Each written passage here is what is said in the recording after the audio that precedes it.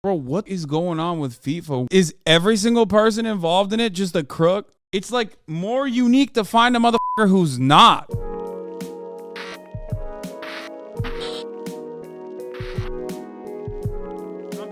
How Qatar bought the World Cup and then confidence are creepy. This is just a game, right? I gotta pee.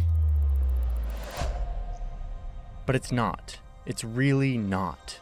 It's so much more than that.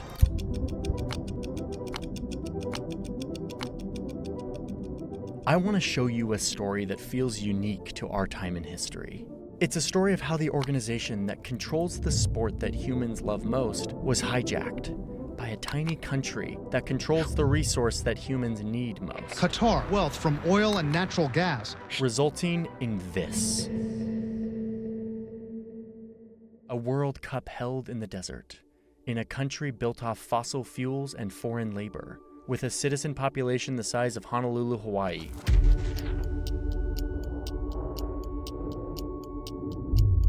I want to show you how this happened. How Qatar, this tiny country, beat out the US, Australia, Japan, and South Korea by convincing 14 of the 22 most powerful men in football to vote for them to become the host of the 2022 World Cup. The winner to organize the 2022 FIFA World Cup is Qatar. Okay, this is a big story and I'm excited to dive in, but before we do, I need to thank today's sponsor, one of the most unique I've ever been a part of, and I've been in the World 4. Why? We've been deep in this, trying to make a web, trying to make a visual that. This is my favorite Johnny Harris moment when he like does the strings that tie everything together shit. You know what I mean?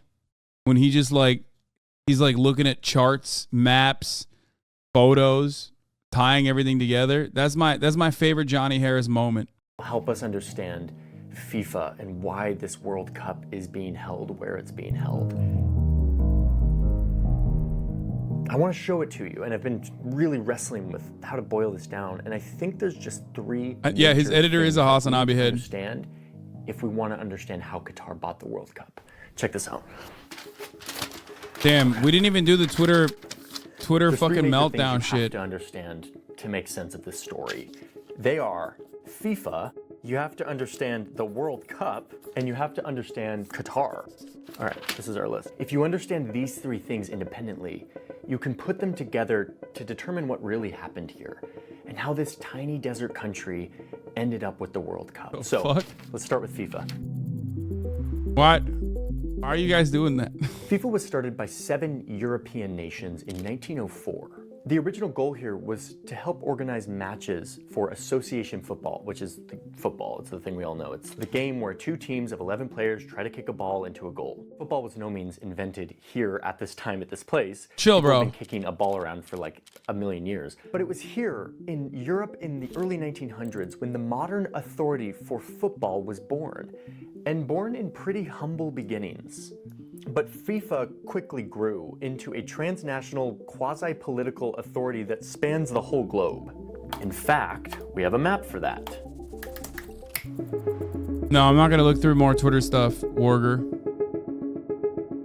So this is FIFA today. It is massive. It represents 211 countries or associations that all belong to this one giant sporting organization. It's the most powerful, easily the most powerful sporting organization in the world. And it's got these 6 major regions or confederations. And it was the leaders from these regional confederations who in 2010 sat on FIFA's executive committee, based here in Zurich, in this bunker-like headquarters. I was actually there just a few weeks ago, actually. I'm in Zurich. This is where the FIFA headquarters, the FIFA museum are. This is where the votes happened.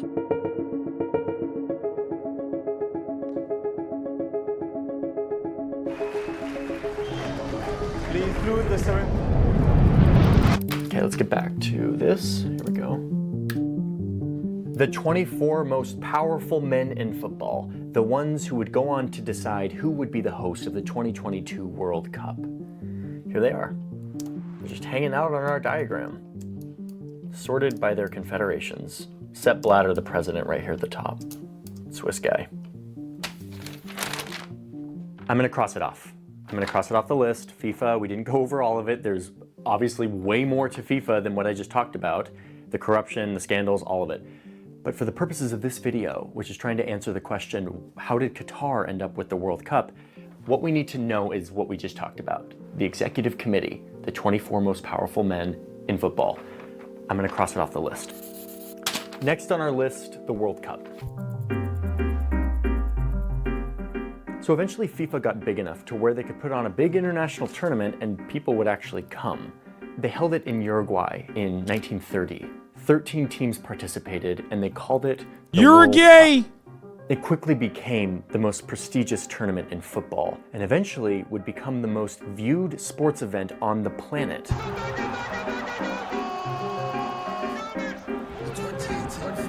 Beating out even the Olympics if you consider that 1.1 billion people, like a decent chunk of the entire global population, were simultaneously watching in 2018 when France beat Croatia in the World Cup final. Croatia! 1.1 billion people at the same time all watching the same thing. And, I mean, that's insane, but it's also kind of amazing. Like, what other thing brings that many people together? It is an amazing thing what global football has become, and that is basically thanks to FIFA.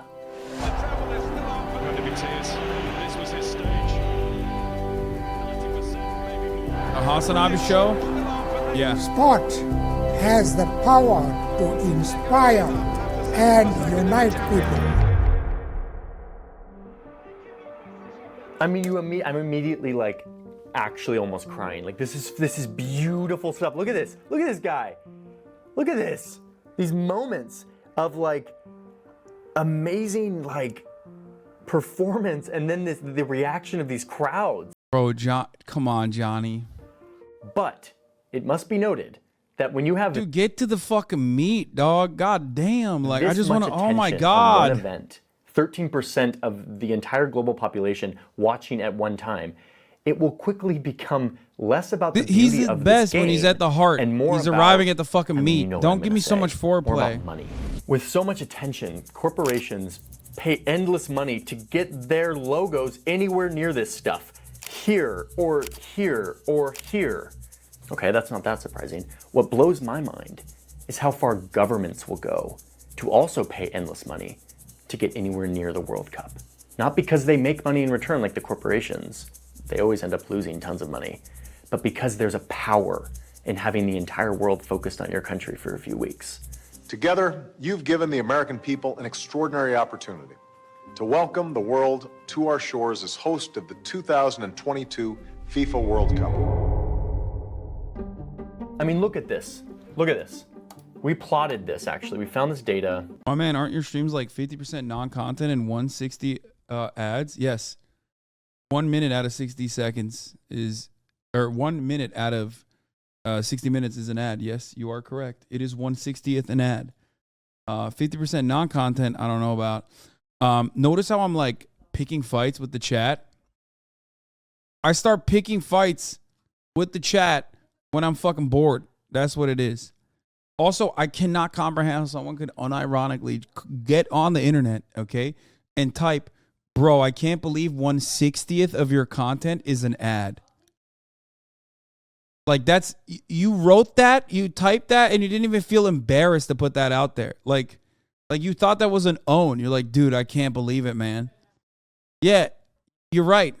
1/60th is a fucking ad. Like, that's crazy. You watch FIFA seriously? No, I don't. Every 4 years is a World Cup, and this is how much each of these countries have spent on their World Cup. These are, again, taxpayer money here. This is government money being invested into hosting the World Cup. Throw this sucker onto a bar chart, and you get something like this. Like, it's getting out of hand. Like, every year, they spend more and more and more. Oh, and spoiler alert, wait till I show you this graph with Qatar in the mix. Minds will be blown, I can promise you that. The point is that countries are willing to pay more and more to get the World Cup in their country, a moment for them to put their best foot forward on a global stage. This is what we like to call soft power. Okay, I am crossing the World Cup off of our list, not because I covered every angle of it, but because for the purposes of this story, this is what matters. Countries are more and more willing to pay unlimited amounts of money to try to get this event in their country because a billion people are gonna watch it and it makes them look good. Okay? We're crossing it off. All right. It's not the zit that's big. I mean, the zit's kind of big too, but it's actually the fucking zit thing, the pimple. To the last piece of our puzzle, Qatar, a country that should be pronounced Qatar, but I'm not going to be that pretentious guy who shows up trying to First of all, you are that guy. What do you mean? Just lean into it. Just say Qatar, Qatar, Qatar. Say it in the local pronunciation because it makes me sound cultured and cool. I am that guy. I'm trying to not be that guy. So for now, I'm just going to At least he's self-aware. At least he's self-aware. At least he's self-aware. Qatar. Okay? Qatar! Thanks.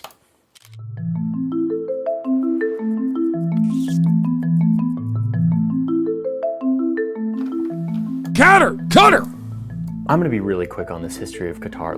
We're not going into the full thing, okay? This is a very juicy history that I could easily do a whole video about. I'm going to give you the spark notes, which is that Qatar, for most of its history, was populated by nomadic tribes and fishing villages, whose biggest industry was pearl diving, which is like a pretty gnarly thing to do. You tie a rock around your ankle and go under to find clams and then open the clams and see if there's pearls. It was like hard work. The British eventually swooped in because the Industrial Revolution was happening and they smelled oil over here. Qatar becomes a British protectorate until 1971 when they became an independent country, an Islamic constitutional monarchy run by one family dynasty. So by the 70s, the British were gone, but crucially, the oil was not. And because of said oil, Qatar quickly transitioned from a poor tribal society to a globally connected energy. No, Qatar, not Turkish. Energy hub with unlimited money. This accelerated in the 70s when Qatar won the fossil fuel lottery and discovered that they just happened to be sitting on the largest known natural gas field on the planet. This guy. They share a bit of it with the territorial waters of Iran, but most of it's theirs. Oh, and by the way, all this fossil fuel and the revenue coming from it belongs to this teeny country, which this is a very teeny country. We're talking about a country that fits inside of the sole of the boot of Italy. Look at this. I mean, it doesn't totally fit, but it's tiny. And we're talking about a few 100,000 Qataris here. This isn't a big population, and yet they're all getting in on this unbelievable amount of wealth. We can't fathom how rich this teeny little thumb-shaped country is. They could not spend. Yo, what's that long-ass monitor? Guess what, bitch? He has an Emmy, okay? And I don't, and neither do you, so. Their money fast enough. They didn't have enough labor to build all the stuff that they had money for, so they started to import labor from other countries. 95% of the people who live and work here are not Qataris. They're expats from other places, 95%. Meanwhile, the teeny population that are actually Qatari citizens live very good lives. They're some of the richest people on the planet. Most of them work very cushy government jobs that pay really well. They live in a welfare state where their needs are met because there is just unlimited money for everyone in this country. Okay, that's Qatar.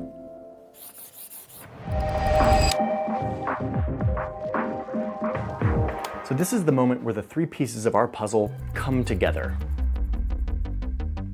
Because in the 90s, Qatar starts to read the tea leaves. They start to realize that the world is going to move away from fossil fuels, the one thing that they have. Their gravy train is going to come to an end in a few decades. It's time to prepare for the future, said Qatar, by investing their billions and billions, hundreds of billions of extra dollars into anything and everything that is not fossil fuels. Diversify. So they start to go nuts. Everything from real estate in Singapore and New York City to buying the St. Petersburg airport in Russia to buying Miramax films and the Italian luxury brand Valentino. Boy, should I just make an entire video on Qatar Investment Authority? Because that would be juicy. In 2017, the BBC noted that Qatar owns more land in the UK than the Queen does. And as a part of this big diversifying strategic investment effort, Qatar focused on turning their country into a global hub for prestigious international events. You see where I'm going with this? Lucky for them, there is a shortcut to the most prestigious event in the world, the World Cup. Oh, and this event happens to be run by an organization that speaks a language that they're very familiar with, the language of money and power and influence. And here's where we are. So we're back here to this web, these gatekeepers of international football, the people who voted on who was going to host the 2022 World Cup. 14 of these guys voted Qatar, and I want to know why. Qatar, a country that FIFA itself, when they were evaluating all the bidders for the hosting, decided was not super suited for this. There's all these parameters that countries should have to be a good host. Qatar didn't really have a lot of them. And in fact, they had the opposite. Why the fuck do you have 3 Emmys, chatter? No, like for real. What does that say? I can't even read it. I need to see this. No fucking shot.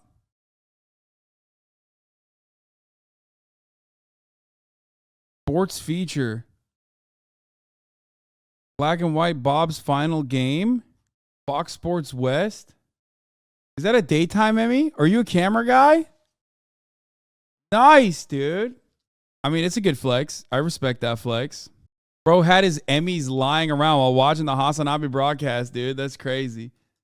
Not even daytime, a sports Emmy? Okay, whatever. Shut up. How many fucking local sports Emmys do you have? Huh? How many do you have? I don't have any.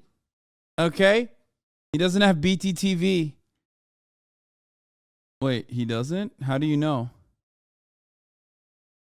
Yeah, he does. Oh, he doesn't. Oh my God. Yeah, no shit. Because he's too fucking busy getting Emmys, dummies. That's why he doesn't have a BTTV, okay?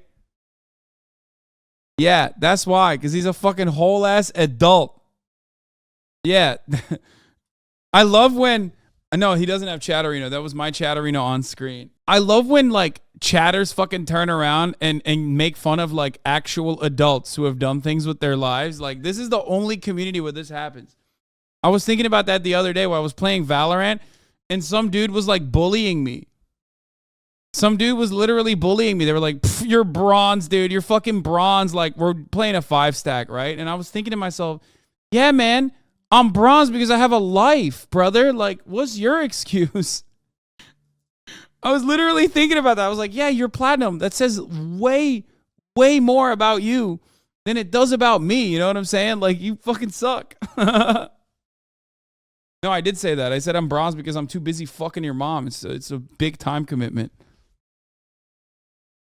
Super hot weather, no widespread football infrastructure, and perhaps most strikingly, not a huge tradition of football or even a significant local population to spread football to in their place. They have a couple 100,000 people. The World Cup is supposed to bring football to new regions and spread it throughout a country. How are they going to do that in a hot desert oasis with like 300,000 people? So let's do this. We're done with our list. Let's move on to the next part of this video. Shut up, bitch. Probably the part we put the most effort into, and I want you to stick with me here because the point isn't to go into every single detail of how some of this corruption went down. No one's going to remember every little detail. That's not the point. The point is to give you a sampling of the mechanics of how influence and power works, not just in FIFA, but in the international. Wait, eBay rejected the invitation to Qatar? Wait, why did he do that? That's kind of wild. Whoa, hold up. He did that? That's actually surprising. Motherfucker care. Yo, motherfuckers out here care about human rights like that? That's actually, I'm surprised. System generally, how powerful people get what they want. We'll never know for certain because this vote was secret, but we know Qatar got 14 of these guys, and I think I have a pretty good idea of how for most of them. We're gonna start with this guy. This is Mohammed bin Hammam. Oh man, his last name is Hammam, bro. That's crazy. Means sauna. He's one of the executive committee members, and he's from Qatar. Okay, we can safely assume that he probably or restroom, you know, like bathroom, like a bathhouse for his own country. But more importantly, it was him, a big wig international football Not guy, a sauna. who helped pull the strings on everyone else on this web. Starting with this guy. He's pigeon? Wait, really? Jack Warner. He's an executive committee member from Trinidad and Tobago. Leaked emails and bank records obtained by the Sunday Times revealed that before the vote, bin Hammam deposited $450,000 directly into Warner's account. And later, yeah, nothing weird about that, dude. What? Even more, totaling $1.6 million. Just like literally like he just paid him. Like this is the simplest version. Just like I will pay you money to give so you do what I want you to. It's just like so straightforward. No wonder a month after the vote, in an email, Warner called his Qatari colleague Ben Hammam, quote, the only brother I have in football. Okay, one guy down. Who else? Next, we have the 3 executive committee members from the South American Confederation. The US Department of Justice has gotten involved with these guys. They recently released an unsealed indictment against all 3 of them, alleging that these 3 were, quote, offered and received bribes in. He said, I can't get the balls out of my head. Do you know the amount of sponsors money whitewashing towards Qatar that there is in the World Cup? Wait, really? Bro, that is that's a big dub. That's actually kind of wild that he said that. Yep, in Arabic, Hammam is pigeon. I mean, I don't know what the balls, this is probably a scuff translation, but what is he saying? I don't give a fuck. That's what he means. It wouldn't come out of his balls. Oh, no me sale de los cojones. Oh, like his balls. It means I don't fucking want to. In exchange for their votes. I mean, it's pretty unsatisfying. We don't have the evidence that the DOJ is using for this case, but they're building a case. Oh, and by the way, 2 of these guys just died in like the past couple of years. Next up, we've got these 3 guys from the Africa Confederation.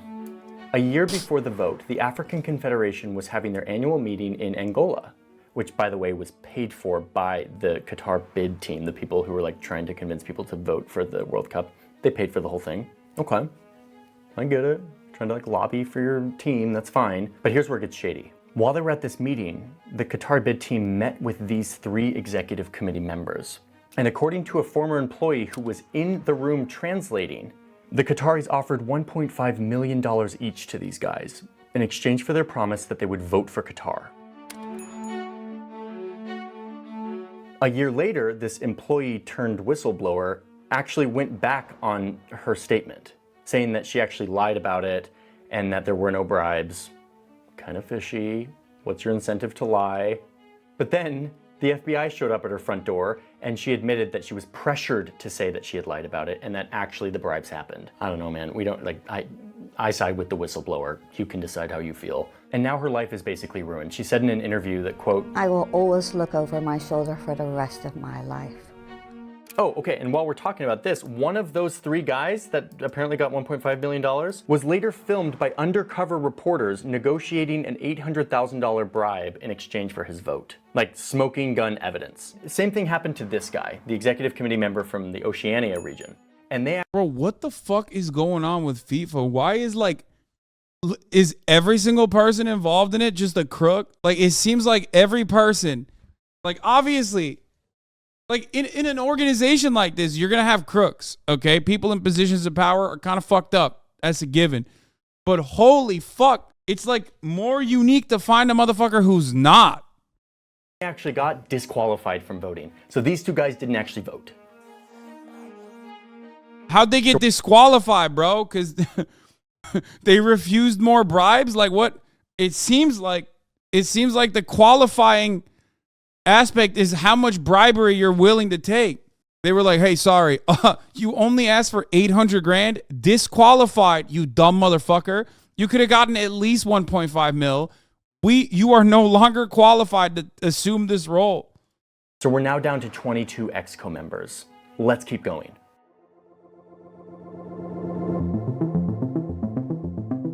Okay, so we've gone over the instances where there was direct money given in exchange for the promise to vote.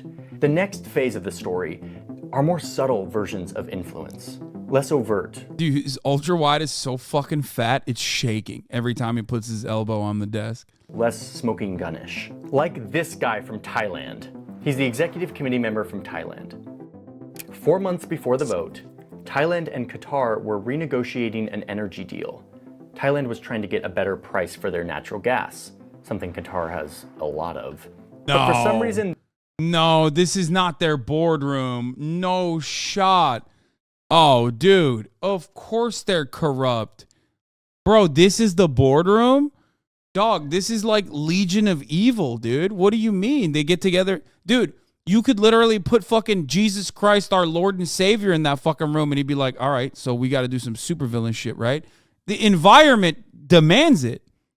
I mean, that's evil. That's an evil space. You have to be evil, bro. You have to.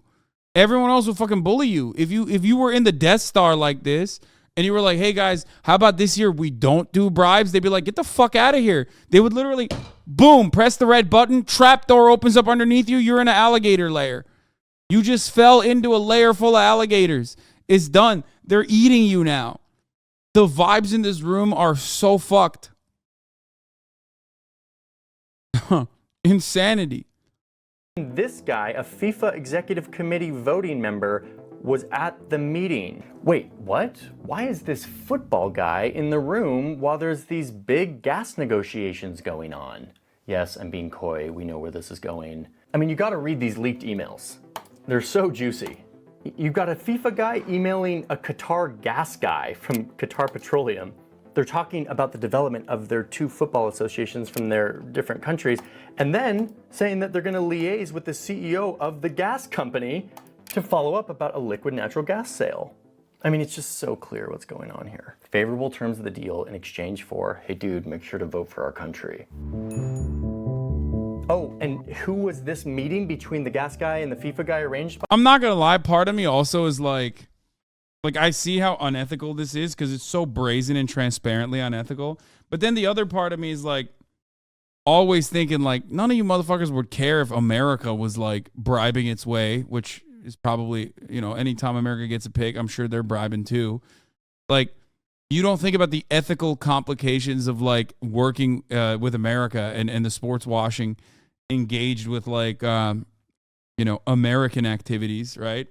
It's just, I mean, you can't overlook the slavery aspect. That's, I will say, like that is definitely so brazen, so overt, so in your fucking face. That definitely is just like so obvious. Like, I don't give a shit about the bribery stuff. It seems like they're definitely just, you know, they're doing that. That's always the thing. By, you guessed it, this guy, Mohammed bin Hammam, the executive committee member from Qatar, who's pulling all these strings. Oh, by the way, just a little side note here. Going through these leaked emails, I couldn't help but notice that the FIFA guy's email was sour piggy at redacted. Sour piggy? Sour piggy's doing a lot of corruption lately. Okay. That's weird. I'm cutting, dude. You hurt me. Oh, shit. Okay, and then there's a few just like sort of circumstantial ones that give you a flavor of how this works. Like this guy who sold his family's land to Qatar a year after the vote for 27 million pounds, which was like way over asking price. And this executive committee member whose son was given a job at a private Qatari hospital shortly after the World Cup vote. Both of these guys. UEFA, Michael Douche. Look at his fucking face, dude. Look at this fucking face. Of course, like everyone else on this list, denies any connection that this was influence. But now we're at the most significant moment in all of this, the thing that really tipped the scales for the vote. And it has to do with this confederation, the most powerful, the European Confederation. Specifically this guy, Michel Platini, a former French football player turned FIFA guy. He was the president of this confederation, which inevitably meant that he has sway over these other dudes. Just 1 week before the vote, like crunch time, Platini. Bro, that's a crazy metric to have. Like, number of deaths in the organization of major sporting events in the 21st century. The idea, like, the fact that that is like a metric is also alarming. But then you look at the number of Qatar deaths and you're like, holy fuck, dude. What is it, like 300 or 600? I thought it was like 600. In the building of the fucking, 6,000 in the building of the stadium. Yo, I feel like you got stinky ass feet, no offense, but it's just kind of obvious. I have a decadent smell. Okay? It's delectable. It's delightful. How dare you? All Ronaldo's fault if we're being honest? 6,500 migrant workers died building the fucking stadiums. What is this? Even worse with the deaths?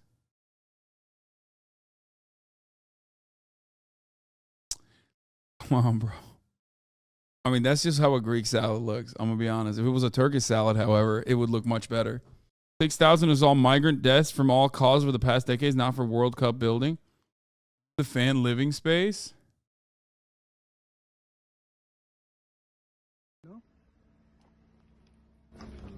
There's no fucking way that these are the hotels for the World Cup. No, that's a lie. This is like, what? No shot, bro. You're crazy. That's some Fire Festival shit, dude. That's insane. Who the fuck?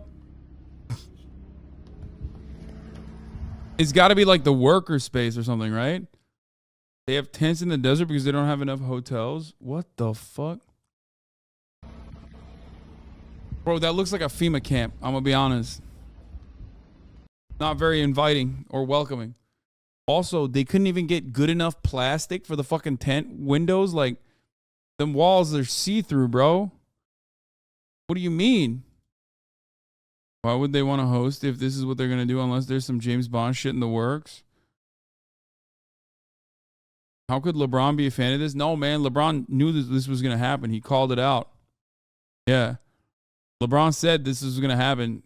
I told him, don't go to Qatar for the World Cup. Don't do it. It's going to be like Firefest. And he said it on the record, actually. Platini got an invitation that he couldn't refuse. A luncheon with the French president at his palace. Platini later said that before this meeting, he was planning on voting for the US to host the World Cup in 2022. But he goes to this luncheon. And who else is there? No big deal. Just these two guys, the most powerful dudes in Qatar. Sarkozy! One of them, the prime minister of Qatar, and the other, the current emir of Qatar.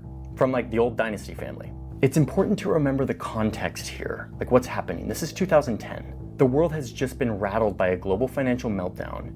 And the president of France, Sarkozy, is stressed. And he's in the room with the leaders of Qatar who are not nearly in the same Dude, every president looks like this in France. It's so weird. Financial trouble. See the section before about unlimited amounts of money thanks to fossil fuels. And it's clear that these Qataris want something that the Frenchmen in the room can deliver them. A vote for their country to host the World Cup, something they really want. According to sources close to this meeting, Sarkozy flat out. French and Italian politicians all look like this. Italians are more like leathery, okay, more sunlight, and just like they just straight up look corrupt. I don't know what it is. There is a corrupt stink on them. All German and Germanic politicians look dead, like they're fucking straight up zombies, okay?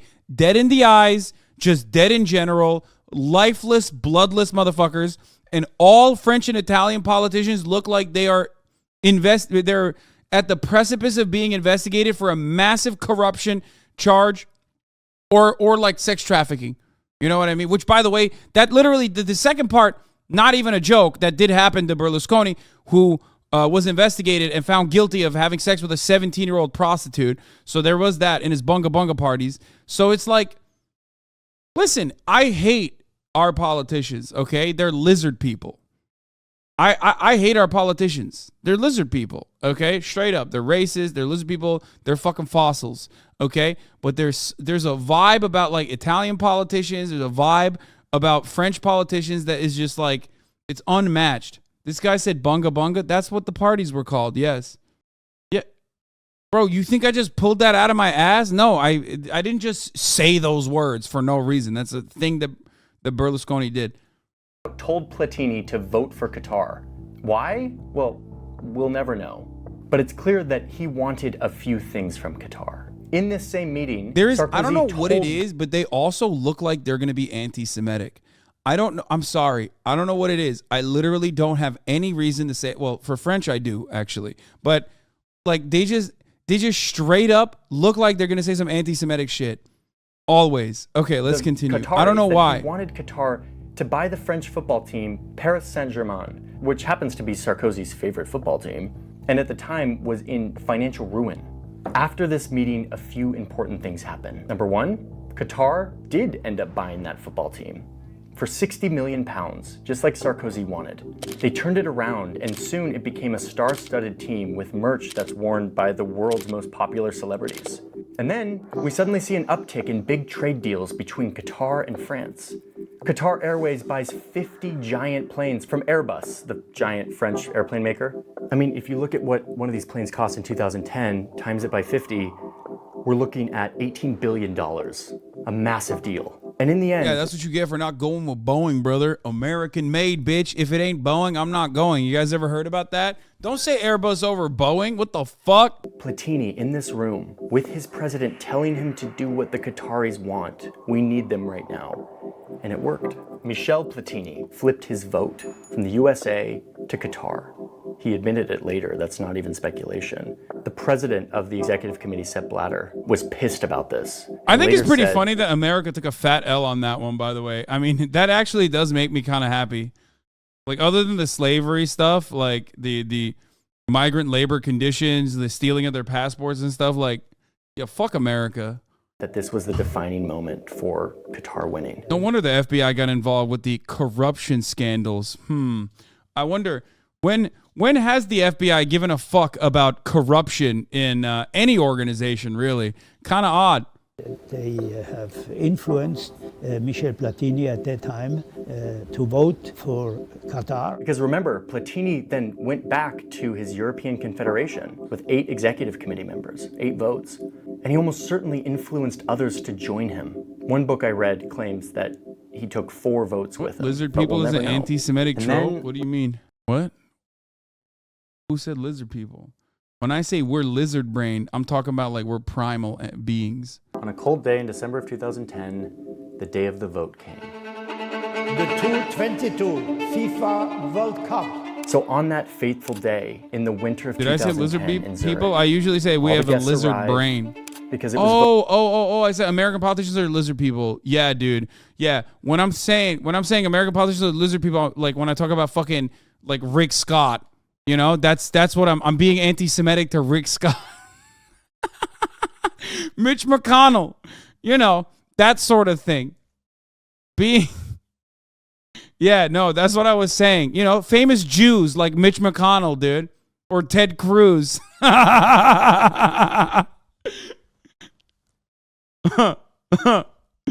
Oh, that's funny. That was a good one, dude.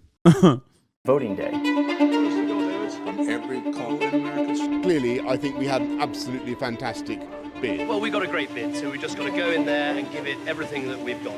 I don't know if they're Jews now. I'm confused. No, man. What the fuck? His last name is McConnell. He's from Kentucky. You think Jewish people went to Kentucky? No, man. The fuck? His last name is literally McConnell. Mick. Okay? God damn, some of you guys are so fucking stupid. Holy shit, sometimes. 22 men cast their votes in multiple rounds until a majority victor emerged. At least 11 of them voted from Qatar since round 1. And finally, 14 votes were delivered to Qatar. A majority, and almost double what the USA got. Kentucky has the 3rd largest concentration of Jews on the planet outside of Israel and New York City? Yeah, that's how it went down. What? That's how it went down. Like, look, we'll never know exactly what happened. A lot of this stuff we know because it leaked out and we were able to put it all together.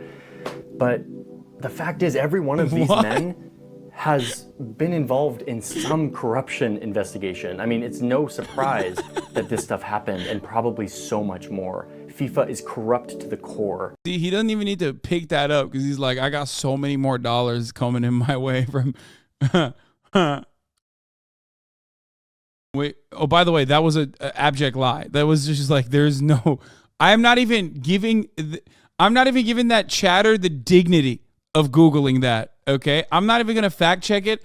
I'm just straight up telling you there's no shot on the fucking planet that Kentucky has the highest Jewish population outside of New York City and Israel, okay? That's not a thing. No shot. Qatar didn't make this happen. Qatar just saw an organization that spoke their language, the language of unlimited money. And they used that to get what they wanted, to prepare for the future, to diversify, to get the world to look at them. It is the biggest event in the world. So no, this isn't just a game. The reason why all of this matters is because football can be a beautiful thing. No matter what language someone speaks, or their politics, or their god, or whatever. What is it? What are we doing right now? You said it's true? No, it's not, bro. What the fuck are you talking about? Kentucky is... Someone in the chat said Kentucky is the 15th.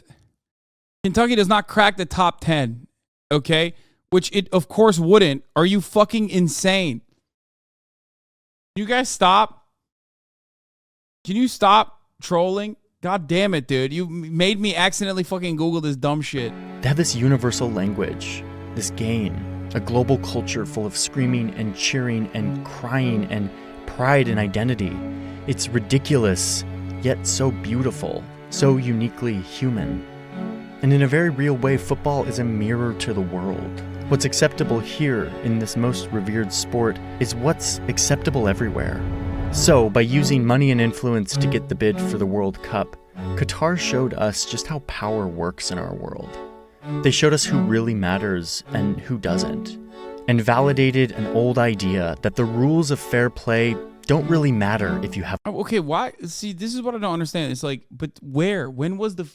I thought FIFA as an institution was corrupt to the fucking core, and like, it's not Qatar. Qatar's just like playing by the corrupt rules. Not to defend, like I'm not defending Qatar in any meaningful capacity, but like, why is he making it seem like Qatar is like unique in its way of doing this when it feels like, or it seems like it's not unique at all to Qatar. Qatar's just playing the game. They just had more disposable cash as a consequence of, you know, natural resources and shit. Like, I don't have enough money. Hey, thanks for watching and for sticking around till the end of the video. This is just the first of 2 videos we made on this topic. The next video publishes soon, and it's kind of the next chapter of the story of what happens after Qatar gets hold of the World Cup and they have to build all this infrastructure. And it's a very long, intense journey that I go on to report that story, and I kind of tell the story of that reporting experience. So that will be out soon. I want to tell you about a couple ways that you can support our journalism here. Hasanabi Harris keeps edging towards capitalism being the reason capitalism is so bad. No, he won't say it, though. He's a World Economic Forum guy. Come on. He's not going to fucking... Come on, bro.